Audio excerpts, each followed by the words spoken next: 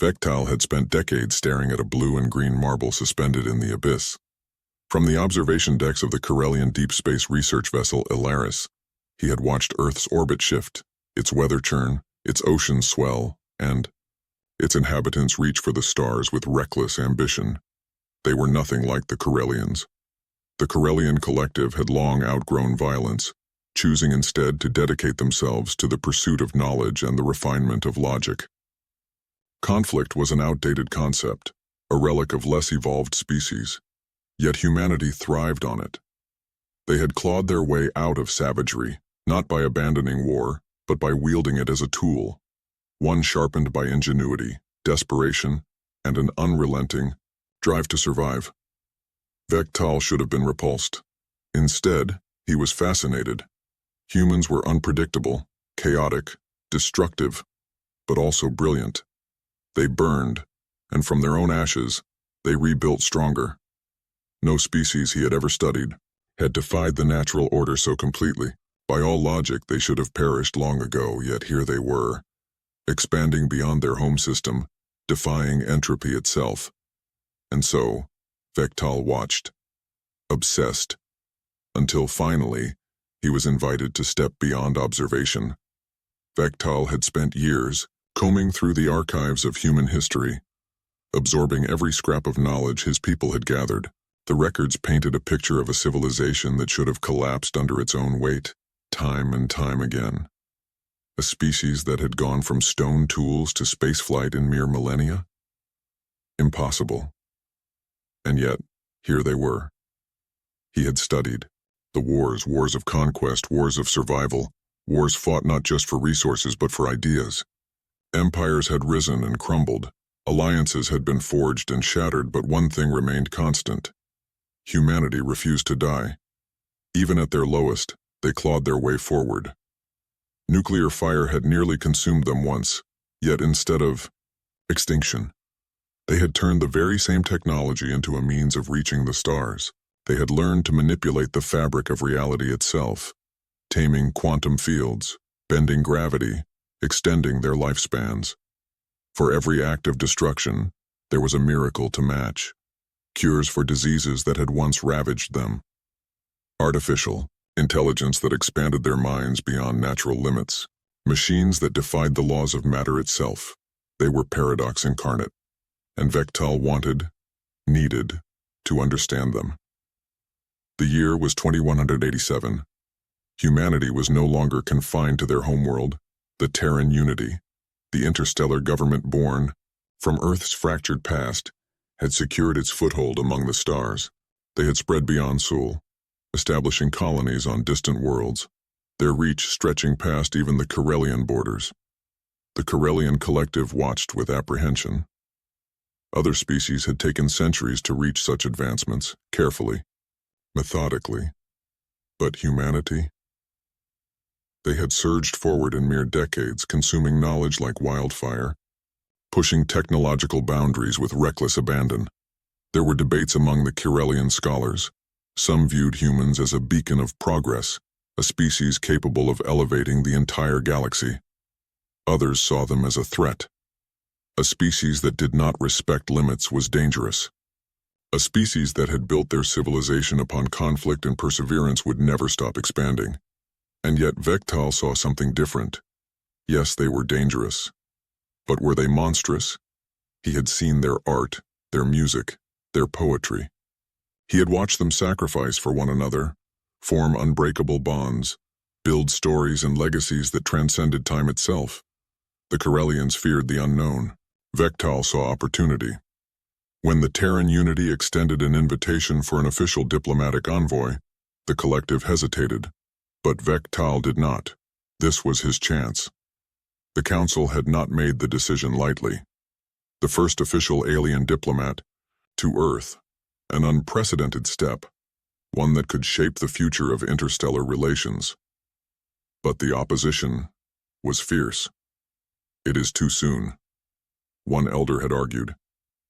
We do not yet understand the depths of their ambition, or their violence, another had added. We do not understand their resilience either, Vektal had countered. I have studied them for years. They are unlike anything we have encountered. Their flaws are many, but so are their virtues. If we let fear dictate our decisions, we will learn nothing. There had been silence. Even the skeptics could not deny that humanity was a question that needed answering.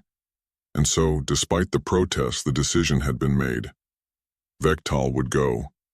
He had told himself he would remain impartial, that he would observe, learn, report. But deep down, he knew the truth. He wanted to believe in humanity. The diplomatic vessel Aelith cut through the void, its shimmering hull reflecting the light of distant stars. Vektal stood by the viewport, watching as the blue glow of Earth grew larger with every passing second. He had seen the planet through 1,000 images, studied every inch of its surface through telescopic feeds, but nothing compared to witnessing it like this. Clouds curled lazily over oceans of unfathomable depth.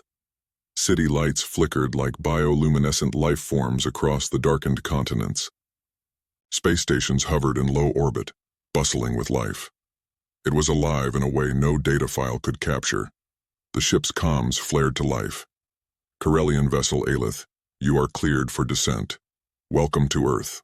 As the ship broke through the atmosphere, Vektal's secondary hearts fluttered, a sensation foreign to him. Excitement? Anticipation? He did not know. The skyline of New Geneva, Earth's diplomatic capital, unfolded before him. A sprawling metropolis of gleaming towers, verdant sky bridges, and soaring transport crafts. It was a testament to humanity's progress, a beacon of what they had built. A welcoming committee awaited him at the landing platform.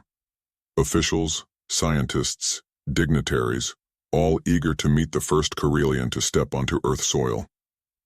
Among them, 2 figures stood out. One was a woman with sharp eyes and an inquisitive gaze, Dr. Eleanor Carter, historian and linguist.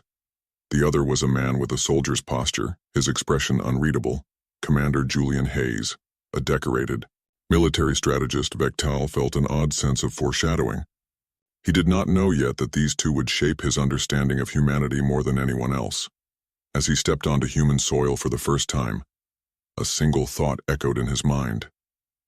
This is the beginning. He did not know if it would be humanity's greatest triumph, or his own undoing. Vektal had imagined this moment 1,000 times, but nothing could prepare him for the sheer spectacle of humanity's welcome. The landing platform in New Geneva was an arena of flashing lights, fluttering banners, and unfiltered human energy. The insignia of the Terran Unity, a stylized Earth with outstretched wings, adorned massive flags that waved against the backdrop of towering skyscrapers. Beyond the security barriers, thousands had gathered. They packed the observation decks, spilling into streets, their voices merging into a symphony of excitement. Some held up signs of peace, others waved digital displays broadcasting "Welcome, Vektal" in multiple languages. Their faces shimmered with anticipation, some wide-eyed in wonder, others grinning, capturing every second through the lenses of hovering drones. As the ship's ramp extended, the cheers softened into something almost reverent. The Terran delegation walked ahead, but Vektal felt the full weight of 1 billion eyes fixated on him. He stepped forward, and in that moment he understood something profound. They were not afraid of him. They were fascinated. Political leaders approached, their words practiced yet overflowing with pride and meaning. Cameras beamed his arrival to screens across Earth, Luna, and Mars. Humanity had met their first intelligent alien, and rather than fear, they celebrated. New Geneva was a city of contradictions, a place where the old and the new coexisted in ways that defied logic, yet felt seamless. Towering steel and glass skyscrapers reached for the heavens, reflecting the neon glow of hovering advertisements. Yet beneath them, lush vertical gardens sprawled across entire facades, oxygenating the air and reminding visitors that humanity had not abandoned nature in its pursuit of progress. The streets pulsed with life and sound. Languages from every corner of Earth and beyond blended into a symphony of voices. Vektal's auditory sensors picked up the rhythmic cadence of Arabic, the smooth tonal shifts of Mandarin, and digitalized translations flowing through communication implants. A street performer stood beneath a flickering street lamp, playing a violin with haunting precision. The sound reached into something deep and unspoken within Vektal, evoking an emotion he had never experienced before. A child ran up to him, wide-eyed and unafraid, clutching a small, delicate flower. She held it up to him, a universal symbol of peace and offering. Vektal took it hesitantly, his three-fingered hands curling around the fragile stem. "How did you accomplish all of this?" he asked Dr. Carter as they walked.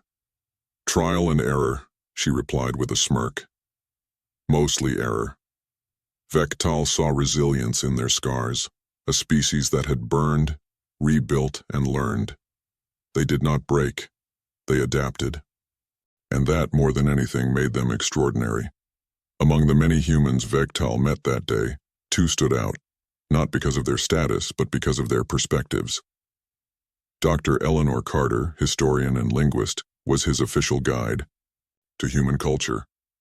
She carried herself with the calm patience of a scholar, but beneath that composed exterior burned a relentless curiosity, a hunger for knowledge that seemed almost Corellian in its intensity. "Every species is bound by its history," she told him as they walked through the towering archives of New Geneva. "But humans? We rewrite ours." She spoke of art, literature, philosophy, expressions of the human mind that had survived wars, disasters, and time itself. Then there was Commander Julian Hayes. Where Carter's words were filled with hope, Hayes's were sharp, honed like a weapon. He was a man of action, not theory, his posture rigid, his gaze unreadable. "We learned the hard way that the universe doesn't care about ideals," he said, arms crossed. "It only cares about who survives." Two conflicting views. One saw the beauty, in humanity. The other saw the brutal reality, and somewhere between them Vektal would have to find the truth. Vektal expected brilliance, but not like this. Human ingenuity was not just about advancement, it was relentless, overwhelming, almost unnatural in its ambition. Inside a cutting-edge medical facility, he witnessed a nanotech injection repair damaged tissue in seconds, regenerating organ cells before his eyes. AI-assisted surgeons, guided by quantum-level precision, performed procedures that once would have been considered miraculous. "We eliminated most genetic diseases decades ago," Carter explained, leading him through the lab. "Now, we're working on reversing aging itself." She gestured toward a containment chamber where a scientist injected a patient with an experimental formula. Within moments, cellular degeneration slowed, biological markers reversed. Humanity was not just fighting death, they were trying to defeat it. At a research station, quantum computation models displayed entire alternate realities, universes, simulated to predict futures, test theories, explore possibilities that no other species would even dream of. Above them, Earth's space elevator loomed like a metallic titan, carrying people and cargo to the latest fleet of interstellar colony. Ships, vessels designed to take thousands beyond the edges of the known galaxy. "We've already begun terraforming Mars," Hayes said as they watched a launch sequence. "Give us a few decades and we'll do the same to entire star systems." Humanity did not wait for the universe to offer them a place. They carved one out themselves. Vektal studied them, his voice tinged with awe. "You conquer nature itself." Hayes smirked, arms crossed. "We survive," he corrected. It was over dinner that the first shadow fell, a private setting. Carter, Hayes, and Vektal seated around a table sharing a meal. It was a gesture of hospitality, but also of trust. "You've seen what we can build," Carter said, swirling a glass of amber liquid. "So, what do you think of us?" Vektal hesitated. How could he put it into words? "You are extraordinary," he admitted. Hayes exhaled, leaning back in his chair. "That's one way to put it." Vektal noticed something strange in his tone, a weight behind the words. "There's something you aren't saying," he pressed. Hayes studied him for a moment before speaking. "We are our greatest strength," he said, "and our greatest curse." Vektal laughed, expecting a joke, but neither Carter nor Hayes smiled. "Come on," Vektal scoffed. "You've outgrown your violent past, haven't you?" Carter lowered her gaze. Hayes simply poured another drink, and that was the first time Vektal felt the first whisper of unease. It was a simple question, a scholar's curiosity. "What is not recorded in your official history?" Carter hesitated. Hayes remained silent. "We have moved past the worst of our history," Carter said slowly. "But not all of it should be forgotten." She tapped a screen, pulling up archival footage. The first image was a flash of white light. Then, shadows burned into concrete. Cities erased in an instant. The silent, grainy footage of Hiroshima and Nagasaki. The firestorms, the radiation, the millions lost. "Your own people?" Vektal whispered. "Yes," Carter admitted. The next clips were worse. Mass graves, human experiments, genocides spanning centuries. Vektal's mind reeled. He had studied war, but seeing it, feeling it, was different. "And after all that," he whispered, "you still survived?" Hayes finally spoke.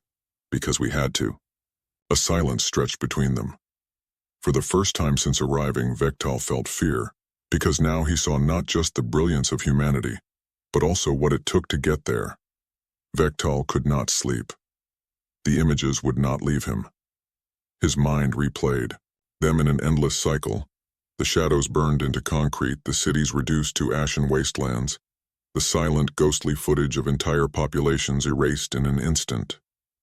The screams were long gone, faded into history, but through the Terran digital archives they echoed as if they had never stopped. Vektal had spent years admiring humans, believing them to be the pinnacle of resilience, creativity, and progress.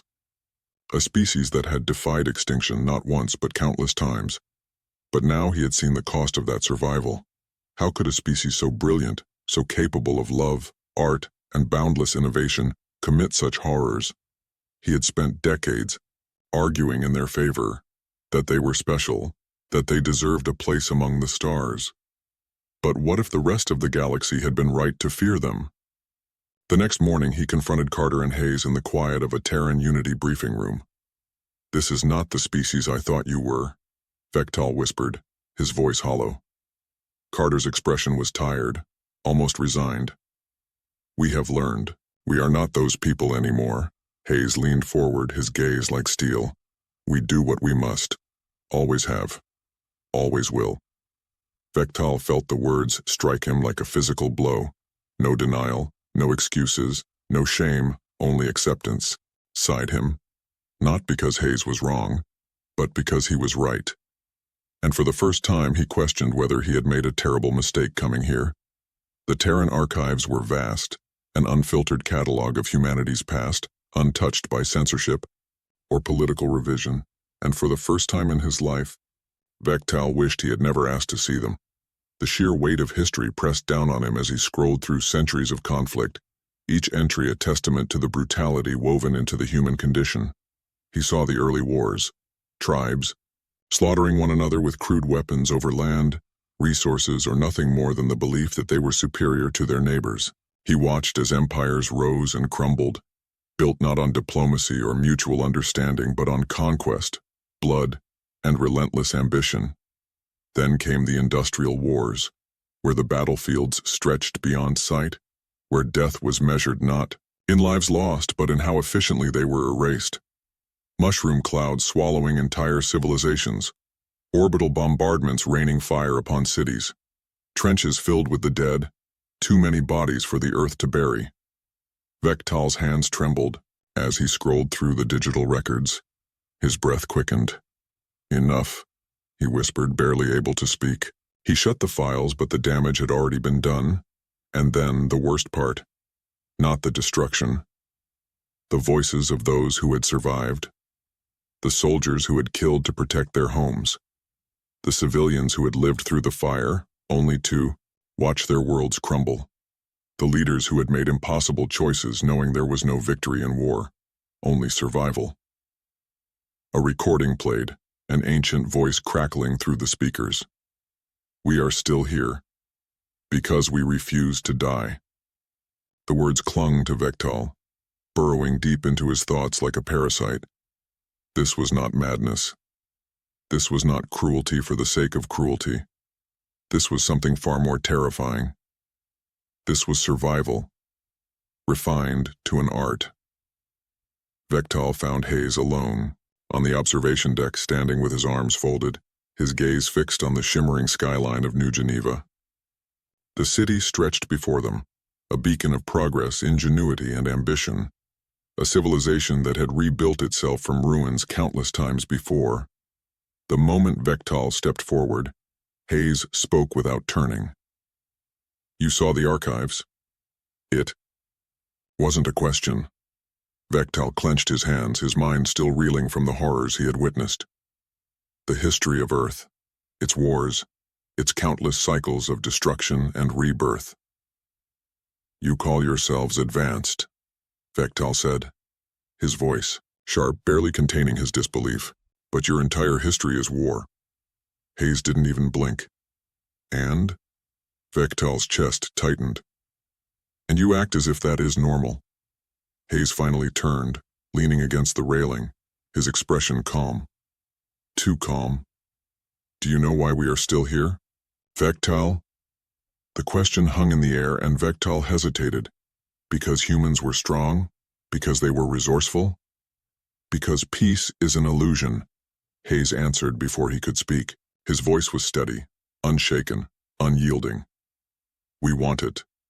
We crave it. But history has taught us one thing. Peace never lasts. It is temporary. Strength is eternal." Vektal exhaled sharply, feeling a deep, primal discomfort settle into his chest. "So you prepare for war at all times?" Hayes turned fully toward him now, his face unreadable, his presence imposing yet oddly matter-of-fact. "No," he said, tilting his head slightly.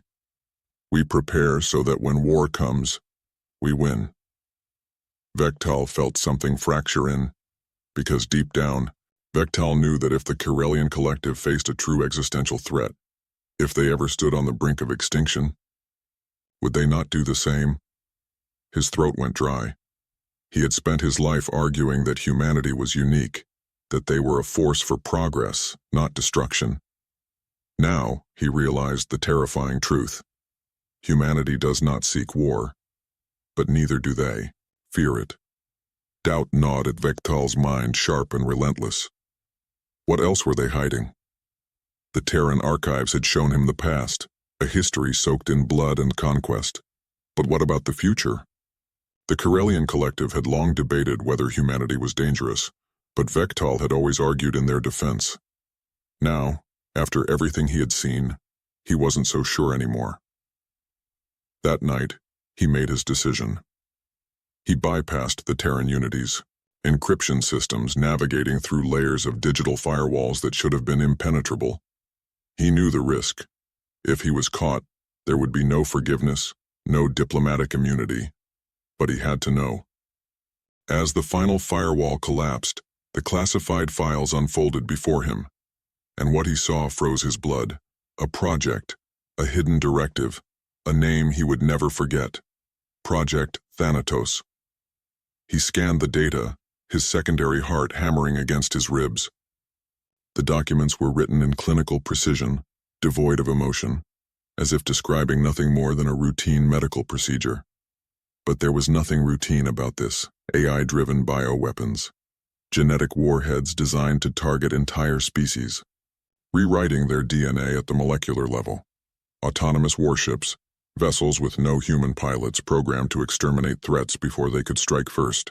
Orbital platforms, stationed above key planetary systems, capable of launching planet-wide. Extermination events with the press of a button. And the worst part?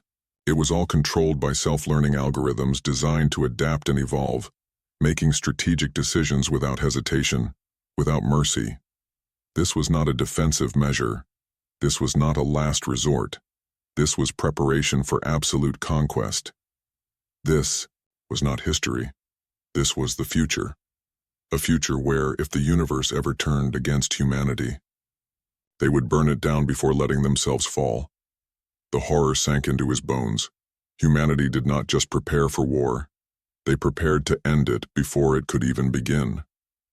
Vektal leaned back, his hands shaking, his mind racing with a question he could no longer ignore. Had he come here to understand a great civilization, or had he just witnessed the birth of an unstoppable force, one that would decide alone who was worthy to exist? Vektal stormed into Hayes' office, his every movement fueled by disbelief, anger, and something far worse, a growing sense of dread. In his trembling hands, the projection disc flickered with the damning truth. Project Thanatos, humanity's ultimate plan for preemptive extermination. The classified files glowed in eerie silence, displaying line after line of ruthless efficiency, targeted genetic bioweapons, AI-driven warships, orbital sterilization platforms. This was not a defensive initiative. This was eradication before the enemy even knew they were at war. Explain this. His voice was tight, his throat constricting as if the very words tasted like betrayal. Hayes barely glanced at the data. Without hesitation, he reached forward and shut off the display. Then, with a sigh, he leaned back in his chair, unshaken, unbothered. You shouldn't have seen that. Vektal's fingers clenched around the projection disc. His voice rose, laced, with disbelief and something dangerously close to panic. You designed weapons to exterminate entire species. Hayes met his gaze, his expression unreadable. Then, with eerie calm, he simply said, Yes. Vektal staggered back, his twin hearts hammering against his ribs. You don't even deny it? Hayes tilted his head slightly, his tone almost bored. Why would I? Vektal stared at him, waiting for some justification, some defense, some sign of guilt. There was none. Only cold certainty. Then Hayes leaned forward, his voice lowering to something dangerous. What would your people do if they found something stronger than them? The question hit like a physical blow. Vektal stiffened, his mind reeling. Would they embrace it? Hayes pressed, his eyes locked onto Vektal's. Or would they fear it? Vektal opened his mouth, but no words came, because he knew the answer. His people, all people, feared what they could not control. And humans, they had decided long ago that they would never be on the weaker side of that equation. Hayes exhaled, slowly, his voice turning almost conversational. You see, we learned something about survival a long time ago. He gestured toward the darkened projection disc. It's not about being the smartest or the fastest. It's about one thing, making sure you are never the weaker side in a fight. The weight of those words sank into Vektal's bones, cold and absolute. So you're saying, Vektal began, but Hayes interrupted. I'm saying, Hayes said, his voice calm but final, that we don't trust peace, Vektal. We trust preparation. The silence that followed was suffocating. Vektal had spent his entire life trying to understand humanity. He had believed in their greatness, their potential, their ability to rise above their violent past. But now, for the first time, he feared them. The facility was buried deep beneath the Earth's surface, hidden within the rugged, uncharted mountains of the planet's southern hemisphere. There were no markings, no records of its existence, only the encrypted coordinates. Vektal had extracted from the Terran Unity's classified database. His infiltration was an act of pure desperation. The files he had stolen had been horrifying enough.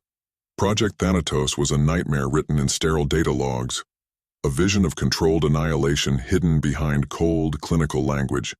But reading about it and seeing it with his own eyes were two very different things.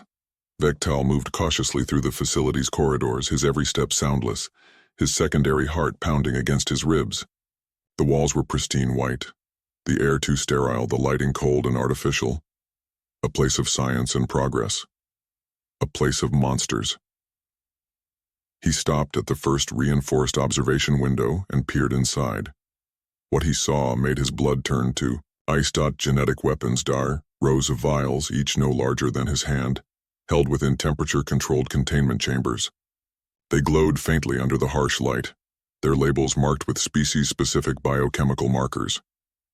His gaze settled on one vial, labeled in bold red text, Kirelian neurotoxin. Test Phase 4 Vec et al. Staggered back, gripping the edge of the wall for support. They had already developed weapons for his kind. The Kirelian Collective had never threatened Earth, never even considered humanity an enemy, and yet here it was, a kill switch, a genocide in a vial.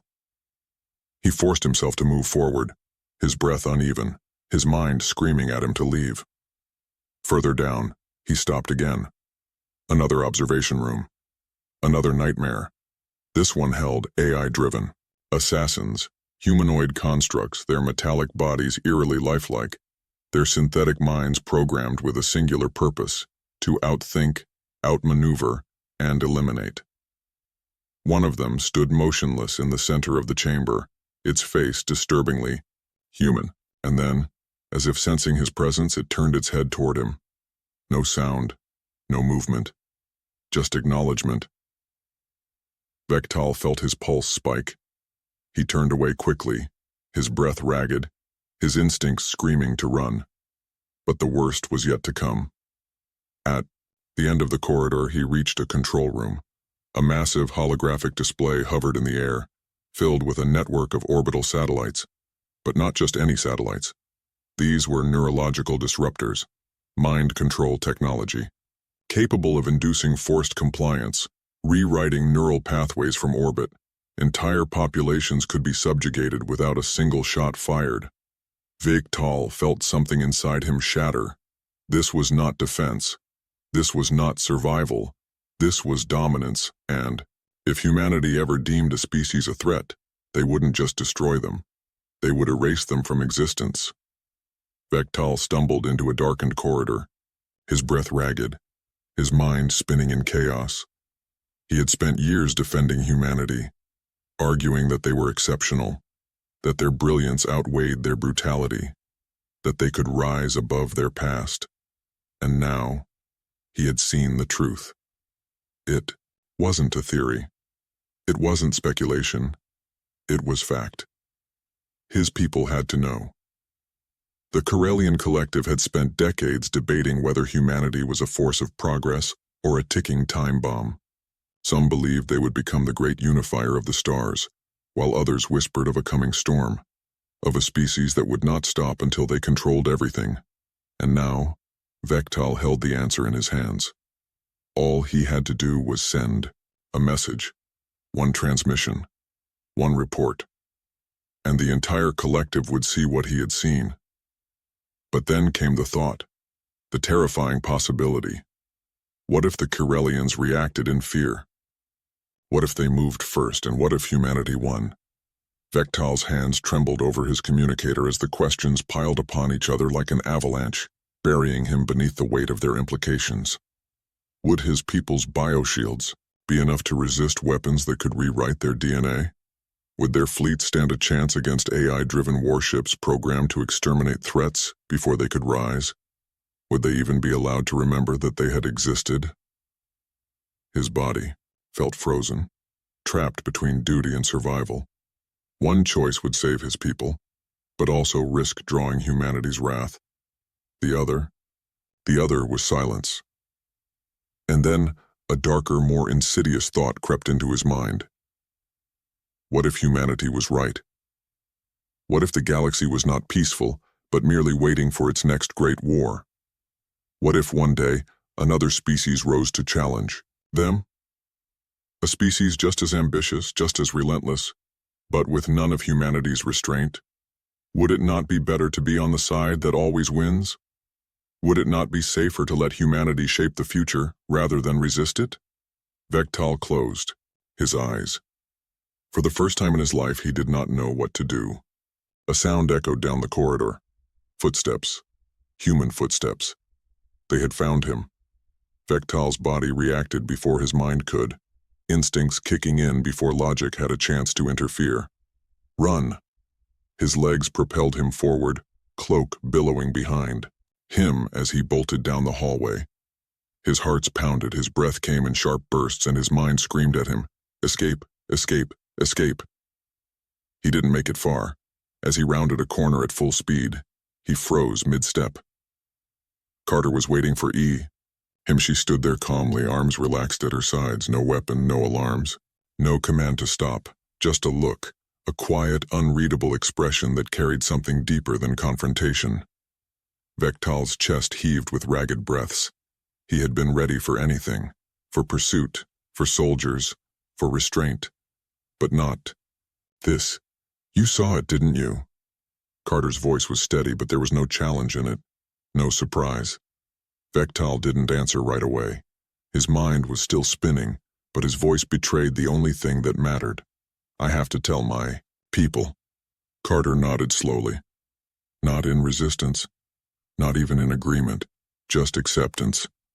Then go. Vektal's gaze snapped to hers, his entire body tight with disbelief. He had expected resistance, expected a desperate plea, a last attempt to rationalize what he had seen, expected a lie. Instead, she let him go. Why? He whispered. Carter sighed, the weight of something unspoken hanging in the air. Because it's too late, Vektal. She exhaled softly. You already know what we are. The words hit harder than any weapon could.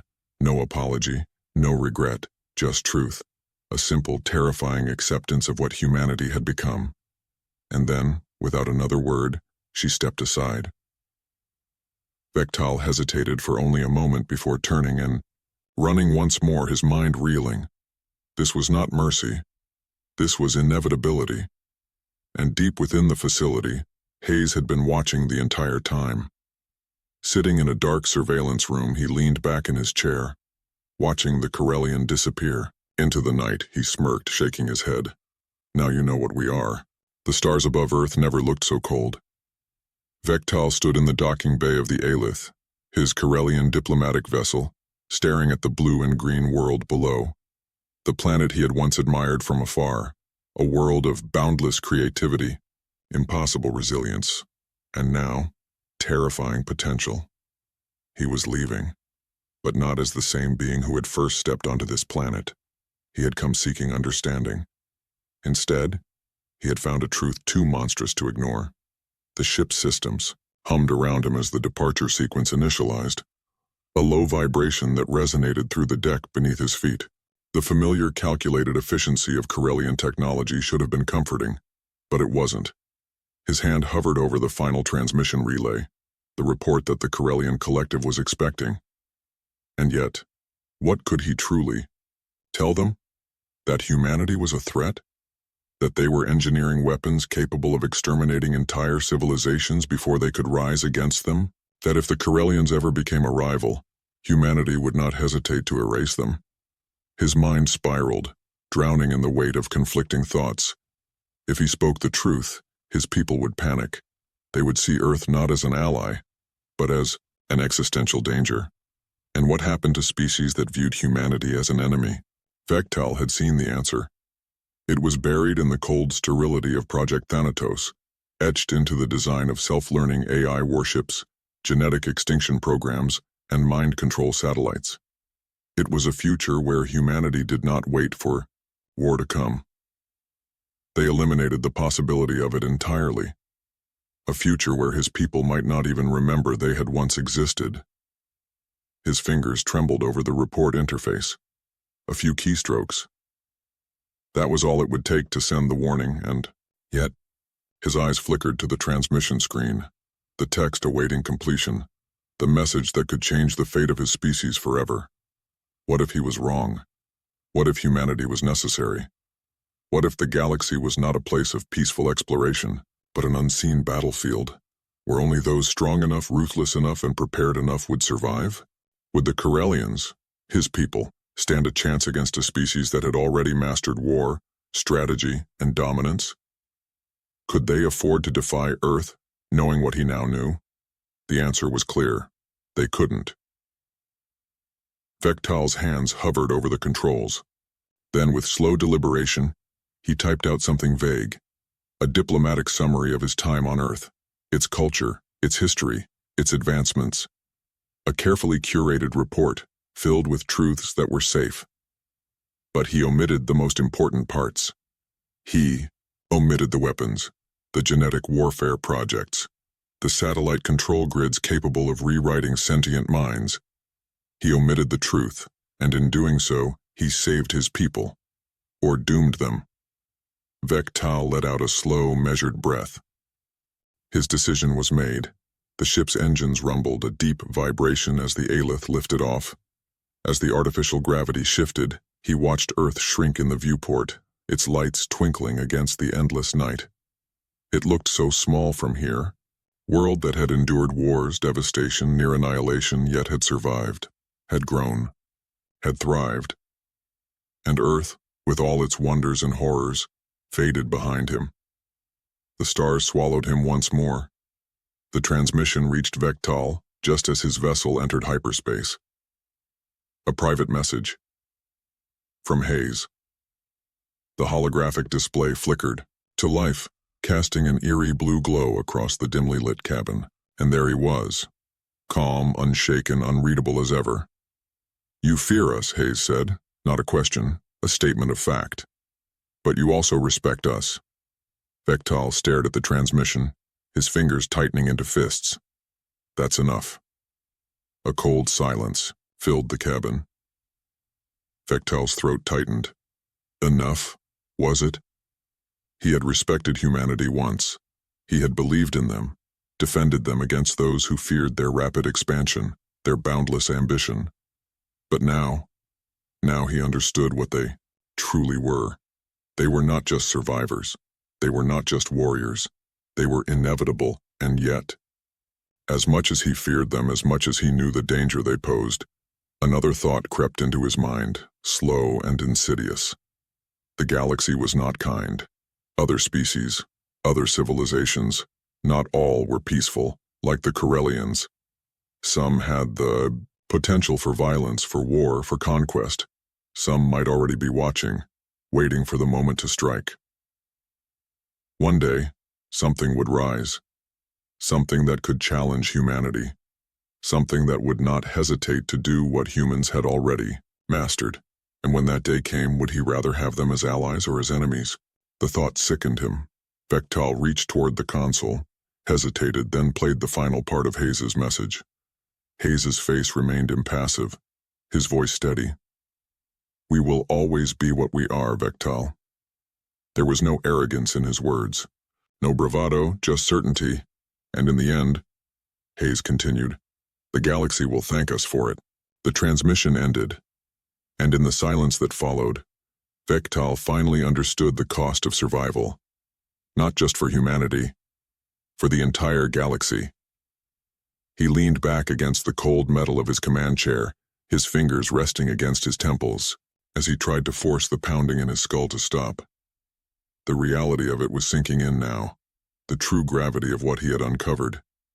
He had come to Earth to observe, to learn, to prove to his people that humanity was worth trusting. But what? If it was too late for trust? What if humanity no longer needed it? Vektal had studied countless species in his lifetime. He had seen predators, prey, conquerors, pacifists, diplomats, tyrants, but never something like this. Humanity had not just survived its wars, its suffering, its blood-soaked past. It had refined it, perfected it, turned it into an art form, and now they were something new, something that the universe had never seen before. A species that had looked into the abyss, and instead of flinching, they had made it their own. A civilization that did not wait for war to come to them. They ensured they were always ready, always dominant, always the strongest in the room. Vektal let out a slow, shaking breath. He had always thought the greatest civilizations were those that sought understanding, peace, and harmony.